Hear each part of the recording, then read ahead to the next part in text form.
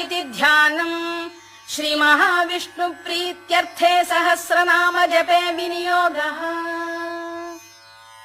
ध्यानम् क्षीरोदन्वत्प्रदेशे शुचिमणि विलसत्सैकते मौक्तिकानाम् माला क्लुप्तासनस्थ स्फटिकमणिनिभैर्मौक्तिकैर्मण्डिताङ्गः शुभ्रैरभ्रैरदभ्रैरुपरि विरचितैर्मुक्तपीयूषवर्षैः आनन्दीन पुनीयादरि नलिन गदा शङ्खपाणिर्मुकुन्दः भूः पादौ यस्य नाभिर्वियदसुरनिलश्चन्द्रसूर्यौ च नेत्रे कर्णावाशा शिरोद्यौर्मुखमपि दहनो यस्य वास्तेयमब्धिः अन्तस्थम् यस्य विश्वम् सुरनरखगो भोगि गन्धर्व दैत्यैः चित्रम् रम्यते तम् त्रिभुवन वपुषम् विष्णुमीशम् नमामि।